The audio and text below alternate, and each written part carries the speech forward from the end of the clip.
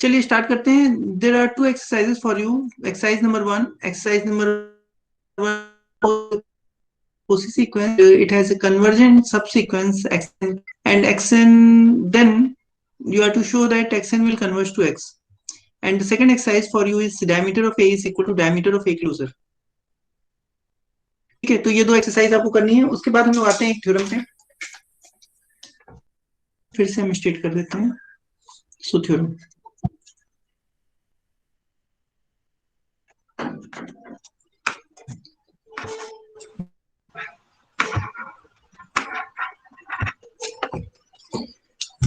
Theorem ये कर रही है कि for any matric space, for any matric space MD, following conditions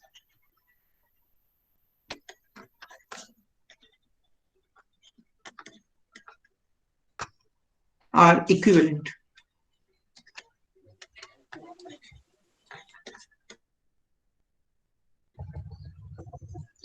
Number one,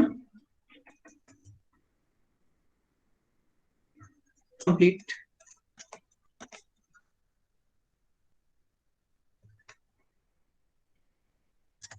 Number two,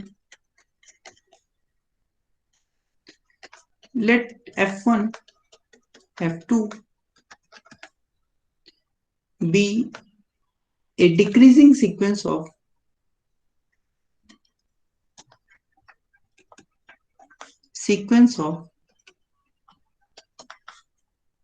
non-empty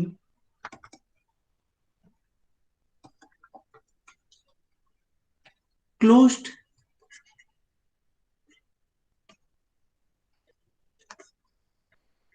sets in M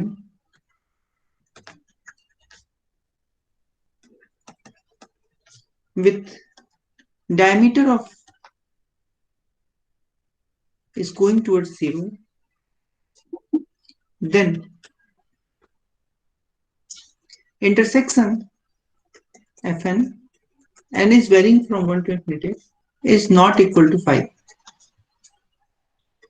ठीक है, और थर्ड ये है,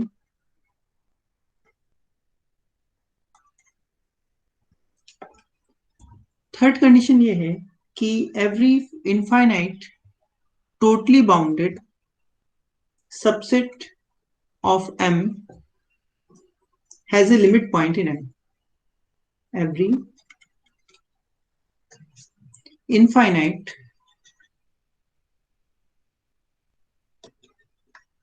totally bounded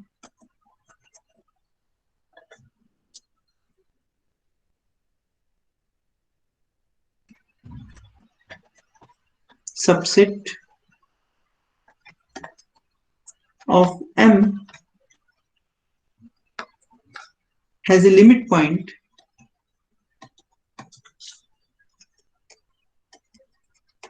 in M. ठीक है, तो इसको हम लोग प्रूफ करेंगे। इसमें एक चीज ध्यान देना, इस स्टेटमेंट में ये जो 1 implies 2 है, यानी M अगर कंप्लीट है तो सेकंड होल्ड करेगा। इसको कैंटर इंटरसेक्शन थ्योरम बोलते हैं। कैंटर इंटरसेक्शन थ्योरम बोलते हैं, या नेस्टेड सेट थ्योरम भी बोलते हैं। नेस्टेड सेट थ्योरम, ठीक है। और 1 implies 3 जो है, 1 implies 3, इसको बोलते हैं बोल्जानो-वायरस्ट्रास थ्योरम। हम लोग इसको पहले भी कर चुके हैं आर के केस में। बोल्जानो-वायरस्ट्रास थ्योरम बोलते हैं, ठीक है, क्योंकि आर कंप्लीट होता है तो आर के ऊपर भी होता है, रियल नंबर सेट के ऊपर। इसको बोल्जानो-वायरस्ट्रास थ्योरम बोलते हैं। एक चीज हम लोग और देखे हैं, रियल नंबर सेट के ऊपर टोटली बाउंडेड सेट और बाउंडेड सेट एक ही होता है। मतलब जो टोटली बाउंडेड होगा वो बाउंडेड होगा, और जो बाउंडेड होगा वो टोटली बाउंडेड होगा। तो रियल नंबर के ऊपर जब हम बोल्जानो-वेरस्ट्रास थ्योरम स्टेट करते हैं तो हम सीधे से लिखते हैं every infinite bounded subset of R has a limit point in R. ठीक, तो चलिए इसको प्रूफ करते हैं। सबसे पहले कैंटर इंटरसेक्शन थ्योरम, फिर बोल्जानो-वेरस्ट्रास थ्योरम, और फिर थर्ड इंप्लाइज वन प्रूफ करते हैं। तो प्रूफ वन इंप्लाइज टू। तो वन में हमने क्या माना? वन में हमने माना कि एम एक कंप्लीट मैट्रिक स्पेस है। तो सबसे पहले वन को लिखेंगे हम लोग, लेट एम डी बी ए complete matric space.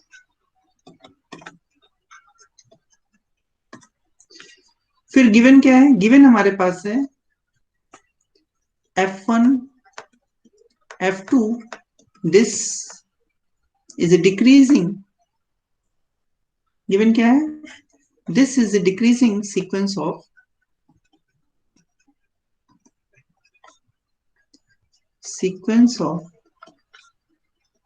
closed sets हैं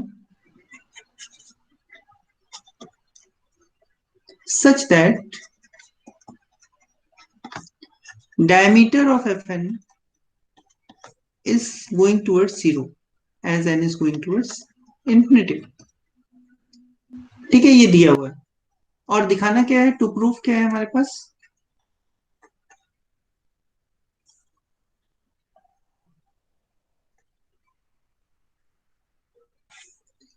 टू प्रूफ क्या है?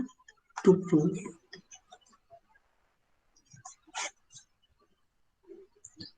हमको दिखाना है कि intersection Fn n is varying from 1 to infinity, this set is non-empty।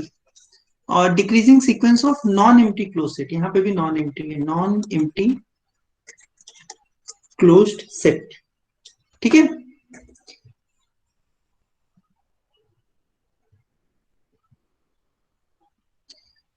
ठीक है। तो एमडी कंप्लीट मैट्रिक स्पेस है, and this F1 F2 Fn क्या है? ये decreasing sequence of non empty close set है, कुछ इस तरह से कि डायमीटर इसका जीरो की तरफ जा रहा है। हमको दिखाना है कि इन क्लोज सेट का इंटरसेक्शन जो आएगा, सारे क्लोज सेट का इंटरसेक्शन, वो नॉन एम्प्टी आएगा। चलिए अब कैसे दिखाएंगे हम लोग? इसको दिखाने के लिए हम लोग हेल्प लेंगे कि एमडी जो है वो कंप्लीट मैट्रिक स्पेस है। सो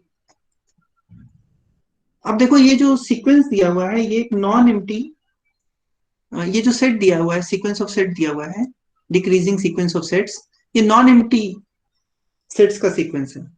सो हम क्या कर सकते हैं? Choose xn in fn for all. हर एक सेट में से एक एक एलिमेंट xn हमने चूज कर लिया। ठीक है, हर एक सेट में से एक एक एलिमेंट xn हमने चूज कर लिया। तो क्या होगा? दिस इज अ सीक्वेंस, ये क्या बन गया? Now this is a sequence.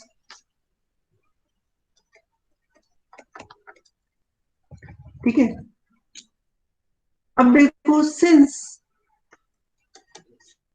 Limit n is going towards infinitive, diameter of Fn is equal to 0, so given epsilon greater than 0, there exists n in n such that diameter of Fn is less than epsilon for all n greater than equal to n।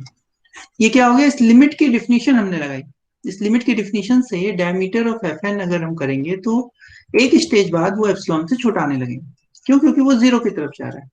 ठीक है, इसका क्या मतलब है? देखो यहाँ पे diameter of Fn छोटा हो गया। तो अब देखो सीक्वेंस कैसे बनाए? सीक्वेंस में हमने हर एक एलिमेंट को एक Fn से लिया हुआ है। सो नाउ अगर हम ऐसे देखें xn such that n is greater than equal to n की बात करें, तो ये जो सेट है ये पूरा पूरा इस Fn के अंदर जाएगा। एग्री कर रहे हो इस बात से?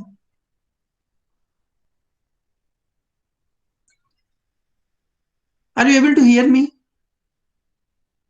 Yes, sir. Yes, sir. Yes, sir. Yes यहाँ सर। तक समझ में आ रहा है आपको? ठीक। तो ये जो सेट बना, क्योंकि हमने एफ एन कहाँ से लिया, एफ एन तो एफ एन से लिया है, और ये जो सीक्वेंस है वो क्या है, डिक्रीजिंग सीक्वेंस है, यानी आगे वाले जो एलिमेंट हैं वो उससे पहले वाले एलिमेंट के अंदर कंटेन्ड है। तो अगर हम एन के ऊपर वाले टर्म लेंगे तो वो एफ एन के अंदर सारे चले जाएंगे। तो इसका मतलब ये हो गया कि डायमीटर की अगर हम बात करेंगे, डायमीटर ऑफ एक्स एन की बात करेंगे, such that n is greater than equal to n, तो ये जो डायमीटर है वो लेस देन इक्वल टू होगा डायमीटर ऑफ एफ एन के, क्योंकि सेट इसके अंदर कंटेन्ड है, तो डायमीटर भी छोटा हो जाएगा इसका। ठीक है ना? Do agree at this point? Yes sir. Yes sir. इसका मतलब क्या हो गया कि ये जो सीक्वेंस हम जो बनाए हैं, ये जो सीक्वेंस है, इस सीक्वेंस को भी हम एक स्टेज बाद जब चाहें इसके एलिमेंट्स के बीच की जो दूरी है वो एप्सिलॉन से कम कर सकते हैं। क्यों? क्योंकि इसका यस। डायमीटर, एफ एन का डायमीटर तो एप्सिलॉन से कम हो जा रहा है। ठीक है ना? तो एफ एन का डायमीटर जब एप्सिलॉन से कम हो जा रहा है, तो यानी सीक्वेंस के एलिमेंट का डायमीटर भी, ये जो सेट है इसका डायमीटर भी एप्सिलॉन से कम हो जा रहा है। इसका मतलब जो एलिमेंट्स के बीच की दूरी है, this implies the distance between xm and xk is less than epsilon for all mk greater than equal to n। n से ऊपर जाने पर एलिमेंट्स के बीच की दूरी कम होती जा रही है। इसका मतलब क्या हो गया, सीक्वेंस क्या हो गया, कोसी सीक्वेंस हो गया। So this implies xn is a Cauchy sequence. तो जैसे हमने सीक्वेंस बनाया, वो सीक्वेंस कोसी सीक्वेंस बन गया, और हमने क्या मान रखा है, md जो है वो कंप्लीट है। So there exist x in m such that this xn will converge to x। ठीक है? लेकिन देखो ये जो सीक्वेंस है, ये जो सीक्वेंस हमने बनाया है x1 x2 x3 x4 and so on, ये जो सीक्वेंस हमने बनाया है, सीक्वेंस की खास बात क्या है, ये सीक्वेंस कन्वर्ज कर रहा है x पे, x की तरफ जा रहा है। इस सीक्वेंस की खास बात ये है कि अगर हम x1 से स्टार्ट करेंगे तो ये सीक्वेंस के जो टर्म है वो f1 के अंदर होंगे। ये सीक्वेंस क्या होगा, पूरा सीक्वेंस F1 के अंदर जाएगा। ठीक। लेकिन F1 क्या है, F1 क्लोज सेट है। ठीक है? और अगर हम X2 से स्टार्ट करेंगे तो ये भी एक सीक्वेंस हुआ, ये भी कोसी सीक्वेंस हुआ, और ये भी X पे कन्वर्ज करेगा। ये पूरा सीक्वेंस जो है F2 के अंदर होगा, और ये भी क्लोज सेट है। तो हम इसके किसी भी टर्म से स्टार्ट करेंगे तो ये पूरा सीक्वेंस उसके आगे वाला क्या होगा, एक कोसी सीक्वेंस होगा, और वो X पे कन्वर्ज कर रहा होगा। सर एग्री कर इसको रहे हो इस फिर से बात से? बताइए, सर फिर से एक्सप्लेन कीजिएगा ना, क्लोज्ड वाला से नहीं समझ में आया। अच्छा, ये जो सेट हमने बनाया था F1 F2, ये कैसे बनाए थे, F1 लिया था, इसके अंदर F2 लिया था, इसके अंदर F3 लिया था, और इस तरह से हम आगे बढ़ गए थे। ठीक है? और ये सारे जो सेट थे वो क्लोज थे। F1 के अंदर हमने एलिमेंट लिया x1, F2 के अंदर लिया x2, F3 के अंदर लिया x3, और इस तरह से हमने सीक्वेंस बनाया। ठीक है? तो ये पूरा सीक्वेंस F1 के अंदर तो है ही है ना, ये पूरा सीक्वेंस F1 के अंदर है ना, यस सर। यस क्योंकि सर। x1 F1 से लिया, F2 भी F1 के अंदर ही है, तो x2 भी आ गया, x3 भी आ गया, सब आ गया। तो यानी F1 एक क्लोज सेट है, और उस क्लोज सेट के अंदर एक कन्वर्जेंट सीक्वेंस है। यानी सीक्वेंस F1 के अंदर एक सीक्वेंस है जिसकी लिमिट x पे जा रही है, तो x क्या हुआ, F1 का लिमिट पॉइंट हुआ, हुआ ना? और क्लोज सेट क्या होता है, सारे लिमिट पॉइंट को कंटेन करता है, तो ये जो x हमने लिया वो F1 के अंदर होगा। इसी तरह से ये जो सीक्वेंस है वो x2 के अंदर भी सीक्वेंस है। अगर हम x1 को छोड़ दें तो ये x2 से स्टार्ट करें तो x2 से एक सीक्वेंस बनेगा जो कि कोसी होगा और x पे कन्वर्ज करेगा, और ये पूरा सीक्वेंस F2 के अंदर होगा। बट F2 क्लोज सेट है, तो इसका मतलब ये जो पॉइंट x है वो F2 के अंदर भी है। एग्री कर रहे हो इस बात से? Yes sir. अगर हम इस तो सीक्वेंस F1 को F2 सर, x1 FN सब x2 तो छोड़, सर F1 F2 FN तक तो सब क्लोज होगा ना?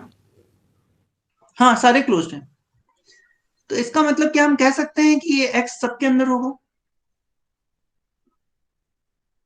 Yes sir. यस ठीक है ना, यस सर। क्योंकि हम किसी भी पॉइंट से सीक्वेंस स्टार्ट करें, मान लो F3 से ही स्टार्ट करते हैं, यानी X3 से सीक्वेंस स्टार्ट करें, तो सीक्वेंस तो कोसी है तो कोसी ही रहेगा, और X पे कन्वर्ज कर रहा है तो X पे कन्वर्ज करेगा, शुरू के कुछ फाइनाइटली मेनी टर्म छोड़ देने से कोई फर्क पड़ेगा नहीं। और क्योंकि Fn क्लोज्ड है इसलिए X कहाँ जाएगा, Fn के अंदर चला जाएगा। तो हम इस बात को लिख लेते हैं, since Fn is closed for each n, so X belongs to Fn for all n.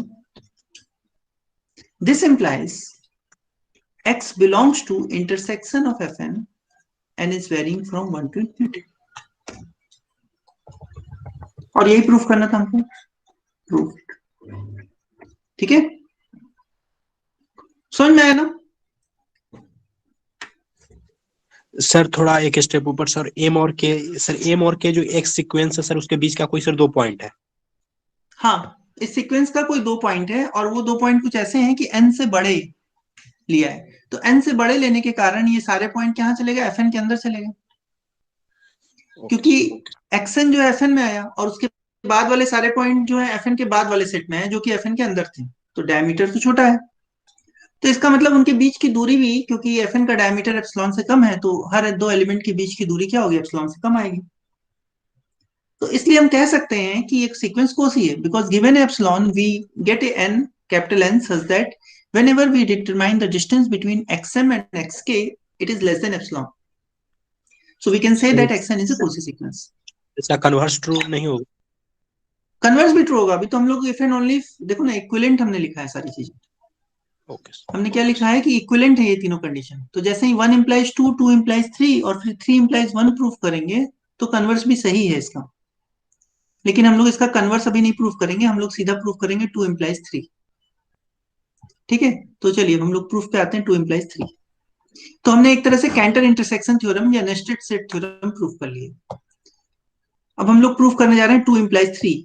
तो 2 implies 3 जैसे ही प्रूफ करेंगे हमारी बोल्जानो-वायरस्ट्रास थ्योरम एक बार फिर से प्रूफ हो जाएगी इन जनरल मैट्रिक स्पेस में। सो चलिए 2 implies 3 पे आते हैं।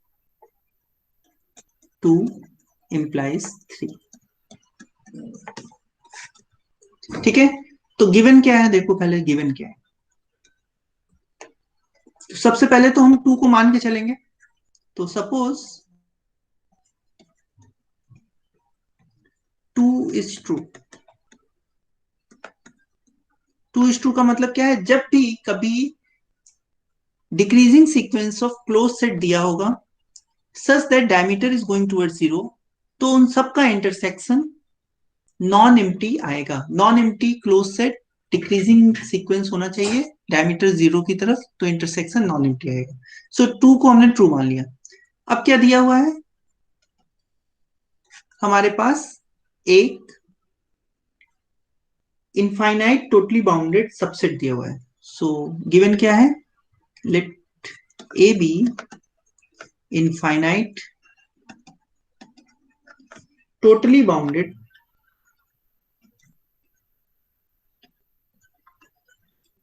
subset of M, ये दिया हुआ है। और प्रूफ क्या करना है, टू प्रूफ हमको ये करना है कि M has a limit point, sorry A has a limit point in M। A has a limit point, A has a limit point in M। ठीक है, क्लियर है। और इसको प्रूफ करने के लिए हम हेल्प किसकी लेंगे, सेकंड की हेल्प लेंगे। किस तरह से, किसी तरह से हम लोग सेकंड की हेल्प लेंगे इसको प्रूफ करने के लिए।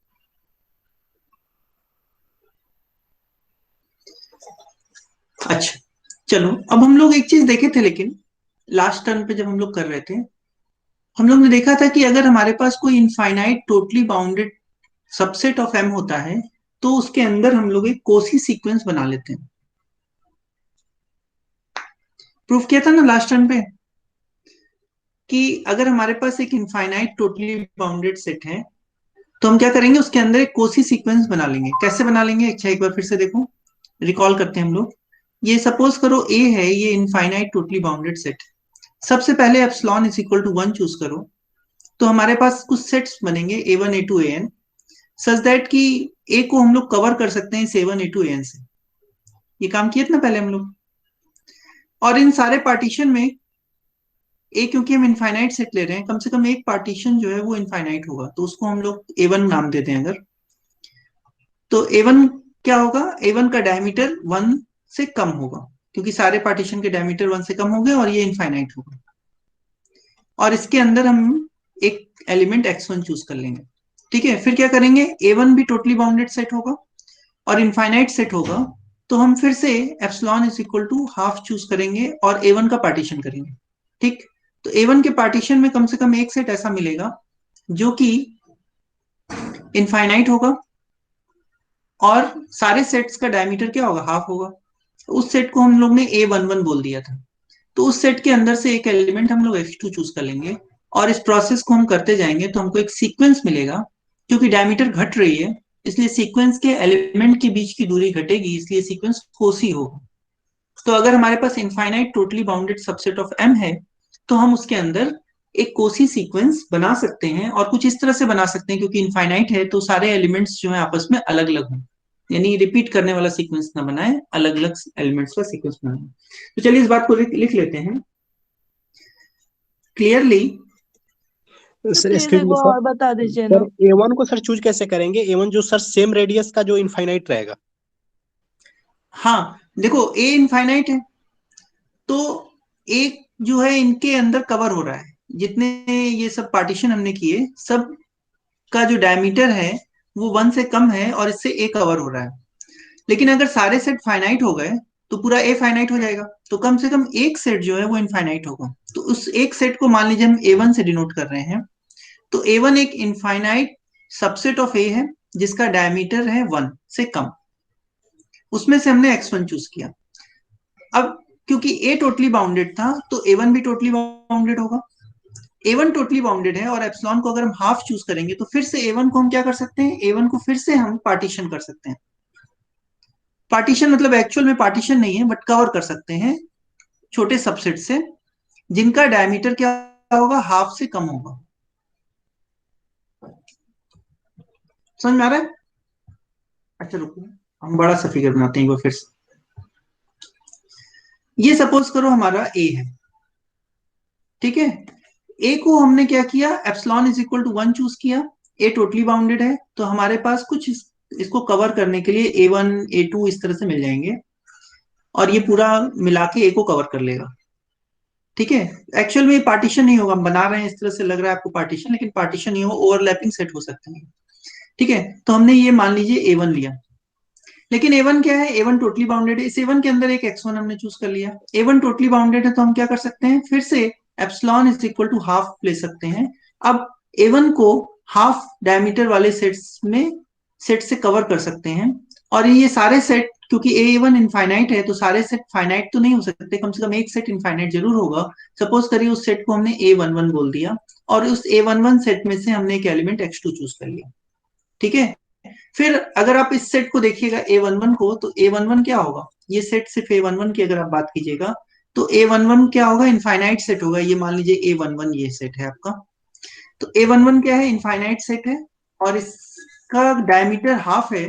तो अब इसको एप्सिलॉन इज इक्वल टू 1/4 अगर ले लेंगे तो फिर से इसको हम लोग कवर कर सकते हैं 1/4 रेडियस के सेट से, और इसमें से सारे सेट फाइनाइट तो नहीं होंगे, कम से कम एक सेट इनफाइनाइट होगा। उस सेट को हम लोग कुछ नाम दे देते हैं, शायद हमने नाम A21 दिया था, तो आप कुछ भी नाम दे सकते हैं, और इसमें से एक एलिमेंट x3 चूज कर लेंगे और इस प्रोसेस को रिपीट करते जाएंगे। Then we will have a sequence x1 x2 x3 and so on. ये सीक्वेंस मिल गया, और ये सीक्वेंस कोसी इसलिए होगा क्योंकि जो सेट्स में से उसको चूज कर रहे हैं उनका डायमीटर घट रहा है, तो एक स्टेज बाद जो एलिमेंट्स हैं उनके बीच की दूरी घटने लगेगी, तो जितना मन हो उतना छोटी दूरी हम कर सकते हैं, क्योंकि ये जो डायमीटर का सीक्वेंस हम बना रहे हैं वो कन्वर्जिंग टू जीरो सीक्वेंस है, तो दूरी जितना मन हो उतना हम कम कर सकते हैं। So we will have a Cauchy sequence inside A. यही तो प्रूफ किया था ना हमने जब पिछले कल किया था पहले वाले टर्म में। और हम लोग एक चीज और ध्यान रख सकते हैं, क्योंकि इनफाइनाइट सेट है, ये टर्म आपस में नॉन रिपीटिंग सीक्वेंस बना सकते हैं, यानी xi और xj बराबर ना है। ठीक है, चलिए तो हम इस बात को लिख लेते हैं clearly.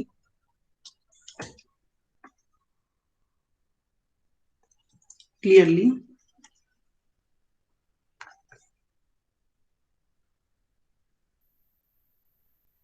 A contains a Cauchy sequence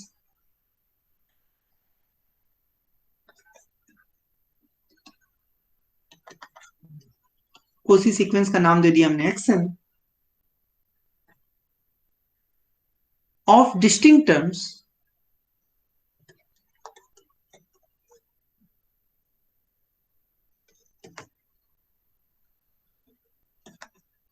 distinct terms का मतलब है xn और xm बराबर नहीं है, इफ n इज नॉट इक्वल टू m, ये बराबर नहीं है। ठीक है, समझ में आ रहा है यहां तक? Are you with me? Yes sir. Yes sir. अब हम लोग क्या कर सकते हैं, टेक हमको क्या करना है, हमको उस सेकंड नंबर वाला जो स्टेटमेंट था उसका यूज करना है। तो हम लोग क्या करते हैं, एक काम करते हैं, एक सेट बनाते हैं, क्योंकि हमको सेट चाहिए, क्लोज सेट एक्चुअल में चाहिए उसको यूज करने के लिए। Take an to be xk such that k is greater than equal to n। ठीक है, तो एक सेट हमने बनाया, कोसी सीक्वेंस के nth टर्म से जो स्टार्ट होके आगे तक जा रहा है उस सबको इकट्ठा करके एक an बना लिया। समझ में आ रहा है? a1 a2 an, a1 क्या हुआ, x1 से लेके लास्ट तक का एलिमेंट कोसी सीक्वेंस का a1 हो गया। x2 a2 क्या हुआ, x2 से लेके लास्ट तक का एलिमेंट a2 हो गया। a3 क्या हुआ, x3 से लेके लास्ट तक का एलिमेंट a3 हो गया।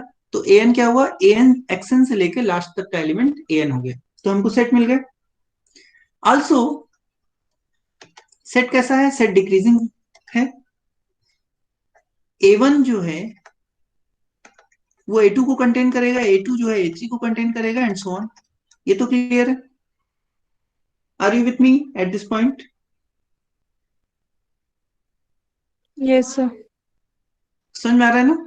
चलो, अब ये सारे सेट क्या है, नॉन एम्प्टी भी हैं। आल्सो दिस एंड ये सारे an जो है वो नॉन एम्प्टी हैं। क्यों? क्योंकि कोसी सीक्वेंस के एलिमेंट आ रहे हैं, डिस्टिंक्ट एलिमेंट्स हैं, तो सब नॉन एम्प्टी सेट है। ठीक है, और साथ में अगर आप देखेंगे, क्योंकि कोसी सीक्वेंस है तो डायमीटर क्या होगा, डायमीटर ऑफ an जो होगा वो 0 की तरफ जाएगा as n is going towards infinity. ये बात भी क्लियर है? Yes sir.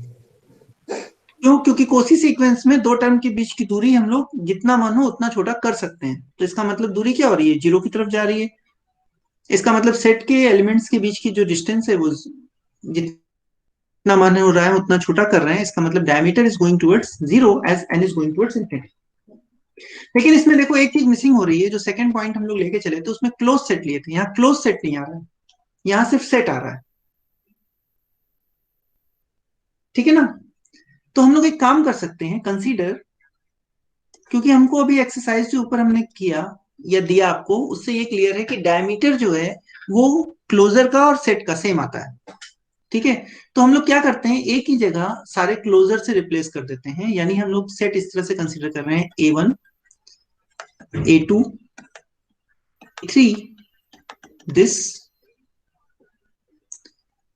इस सीक्वेंस को कंसीडर कीजिए, consider this, then above sequence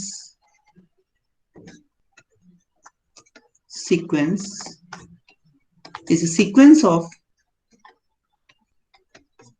non-empty, non empty क्यों है, क्योंकि ai नॉन एम्प्टी थे, और क्लोज सेट का सीक्वेंस है non empty close sets such that diameter of an closure is going towards 0 as n is going towards infinity. क्यों? क्योंकि diameter of an क्या होगा? Diameter of an जो है diameter of an closure के equal आएगा. तो ये सारी चीज हो गई. Then by 2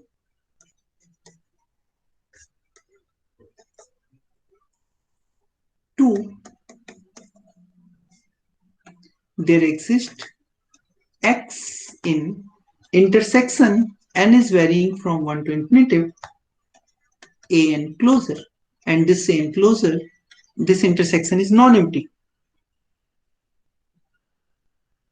सर एक डाउट है, हाँ बोलो.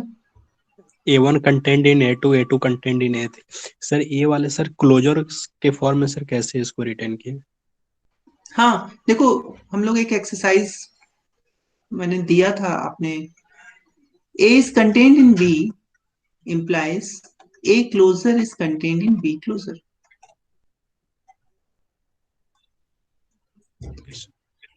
ठीक है. एक्चुअल में क्या होता है, A closure जो होता है वो smallest close set containing A होता है. तो A अगर B के अंदर कंटेन्ड है तो B क्लोजर के अंदर B होगा, और B क्लोजर क्लोज होता है. लेकिन A क्लोजर क्या होगा? Smallest close set containing A होगा. तो स्मॉलेस्ट है क्योंकि A क्लोजर, इसलिए A क्लोजर B क्लोजर के अंदर चला जाएगा. बाय डेफिनेशन ये हो जाता है. ठीक है. आप लिख के फाइनाइट के नहीं, केस में तो ट्रू नहीं हो. नहीं, फाइनाइट इनफाइनाइट दोनों केस में होगा ये. ठीक है ना. फाइनाइट इनफाइनाइट फाइनाइट का तो क्लोजर, फाइनाइट का सर तो क्लोजर एम्प्टी हो जाए. नहीं, क्लोजर कैसे एम्प्टी हो जाएगा? देखो क्लोजर क्या निकला था, हम लोग क्लोजर कैलकुलेट कितना, ए क्लोजर कितना आता था? ए यूनियन ए डैश आता था. तो ए तो रहेगा ना उसमें. तो क्लोजर ज्यादा से ज्यादा ए के बराबर हो जाएगा. लिमिट 0.5 हो सकता है. ओके. ठीक है ना. सेट ऑफ लिमिट 0.5 हो सकता है, बट ए क्लोजर ए के बराबर आ जाएगा, यानी क्लोज सेट हो जाएगा. जैसे कि रियल नंबर के ऊपर हम लोग देखे थे 2, 3, 4, अगर फाइनाइट सेट लेते थे कुछ, तो उसका लिमिट पॉइंट का सेट 5 आ जाता था, तो वो क्लोज सेट हो जाता था. तो ए क्लोजर ए के बराबर आ जाएगा. तो ए नॉन एम्प्टी है तो ए क्लोजर भी नॉन एम्प्टी ही होगा. उसके अंदर कुछ ना कुछ एलिमेंट, ए वाले एलिमेंट तो रहेंगे ही रहेंगे. हो सकता है लिमिट पॉइंट ना मिले. ठीक है. अब चलिए, तो हमने क्या दिखाया कि ये जो पॉइंट एक्स है वो इंटरसेक्शन में चला गया. लेकिन देखो ये ए आई इंटरसेक्शन में जाने का मतलब क्या हो गया? सारे ए आईज में चला गया. ठीक है. सो नाउ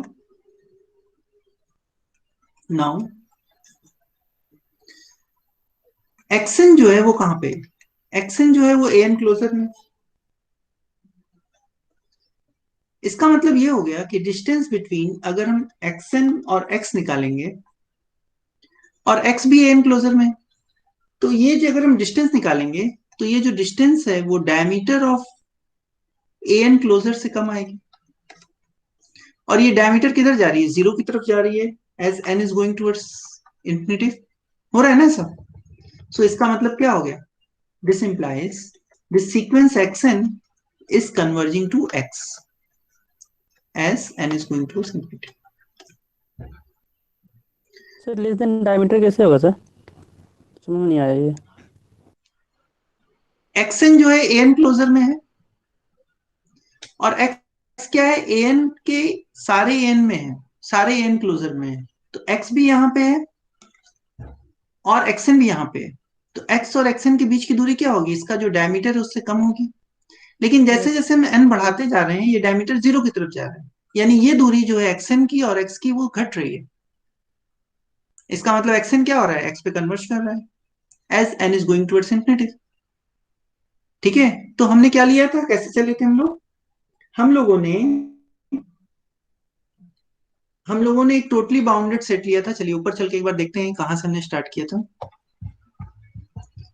हमने स्टार्ट किया था कि अगर A infinite totally bounded subset of A है तो A has a limit point in M होगा. ठीक है. तो हमने क्या किया? A के अंदर एक सीक्वेंस बनाया. A के अंदर हमने क्या बनाया? एक सीक्वेंस बनाया. ये सारे, ये जो सीक्वेंस है कोसी सीक्वेंस हमने क्रिएट किया A के अंदर. ठीक है, और उस कोसी सीक्वेंस की मदद से सेट बनाया और हमने ये दिखाया कि कोसी सीक्वेंस जो है एक्चुअल में एक्स पर कन्वर्ज करेगा। तो एक्स क्या हो गया, एक्स इस सेट का लिमिट पॉइंट हो गया। So this implies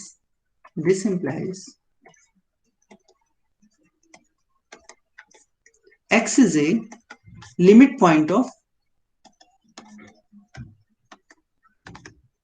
A, and this is what we want to prove कि A has a limit point। हमने क्या लिया था, इनफाइनाइट टोटली बाउंडेड सबसेट लिया था और उसके अंदर एक लिमिट पॉइंट हमने बना दिया।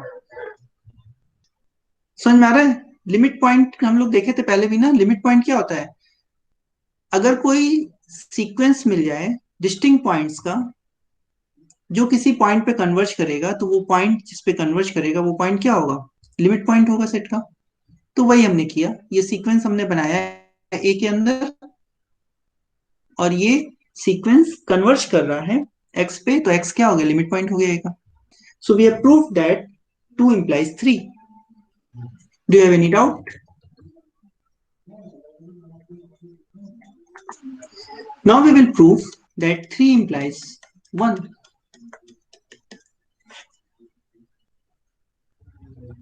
ठीक है, तो 3 implies 1 का मतलब क्या हो गया, हम लोग एज्यूम कर लेंगे कि 3 ट्रू है। So suppose every infinite totally bounded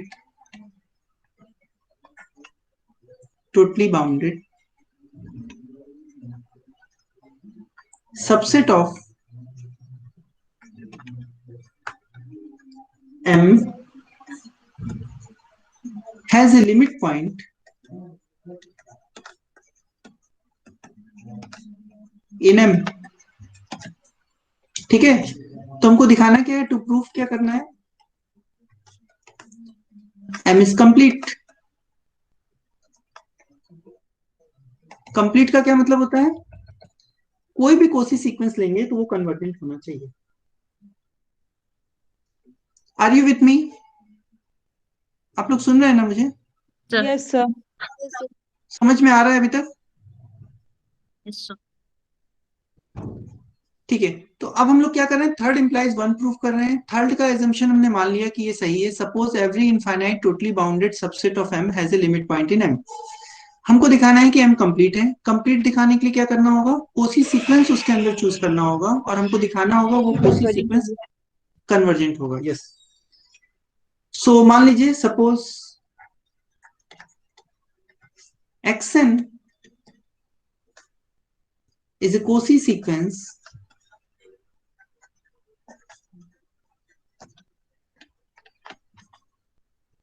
in MD। MD matric space है, उसमें हमने Cauchy सीक्वेंस हमने कन्वर्ट कर लिया। ठीक है, तो Xn अगर Cauchy सीक्वेंस है तो क्या होगा, ये जो सेट बनेगा A is equal to Xn such that n is greater than equal to 1। हम लोग अभी ऊपर प्रूफ किए थे ना कि अगर हमारे पास कोई कोसी सीक्वेंस हो मैट्रिक स्पेस में, तो ये जो सेट होता है वो टोटली बाउंडेड होता है। So then A is equal to this is totally bounded।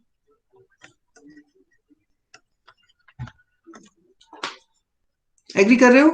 हम लोग ने लास्ट टर्म पे प्रूफ किया है, अगर हमारे पास कोई कोसी सीक्वेंस होगा तो हम ये जो सेट बनाएंगे वो टोटली बाउंडेड होगा। देखिए हम लोग ऊपर प्रूफ किए हुए हैं इसको, इफ यू रिमेम्बर।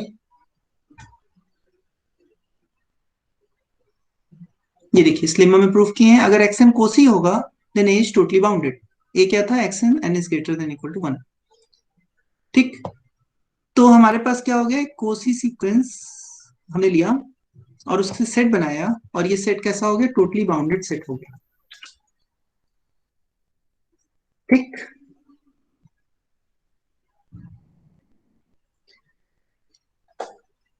अगर ये सेट फाइनाइट होगा, इफ A is finite then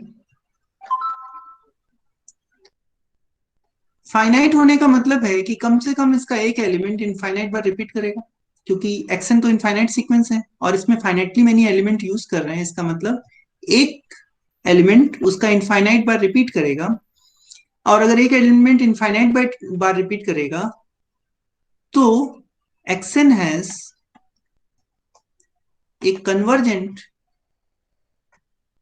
actual में कांस्टेंट होगा, कन्वर्जेंट सीक्वेंस, कन्वर्जेंट सब सीक्वेंस।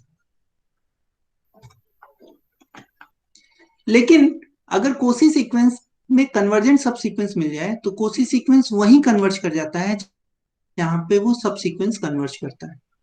ठीक है, so if A is finite then x n has a convergent subsequence and सो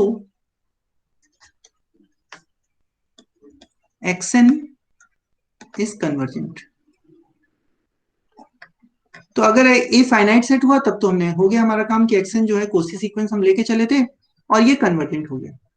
तो अब हम मान लेते हैं कि मान लो ये infinite, suppose A is infinite set, then by 3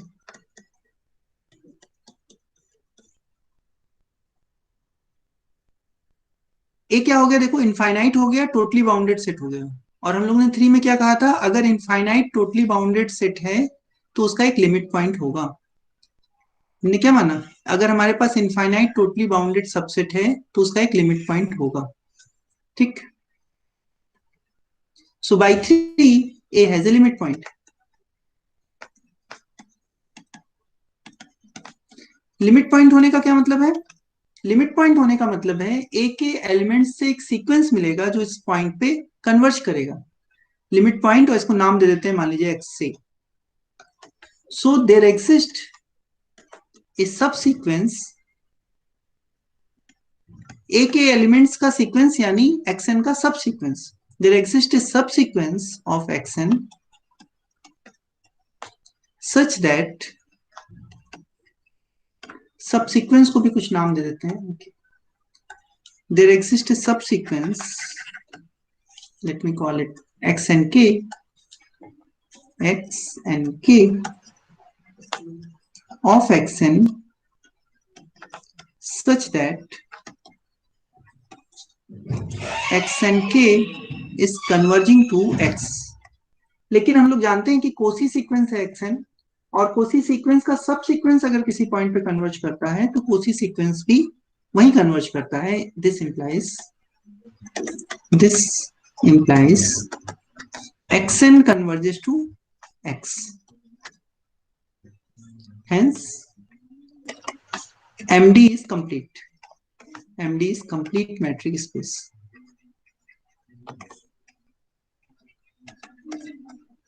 complete matric space क्यों कंप्लीट हो गया, क्योंकि हमने एक आर्बिट्ररी कोसी सीक्वेंस लिया था और हमने दिखा दिया कि वो कोसी सीक्वेंस कन्वर्ज कर रहा है, तो एमडी क्या हो गया, कंप्लीट मैट्रिक स्पेस हो गया। This proves the whole theorem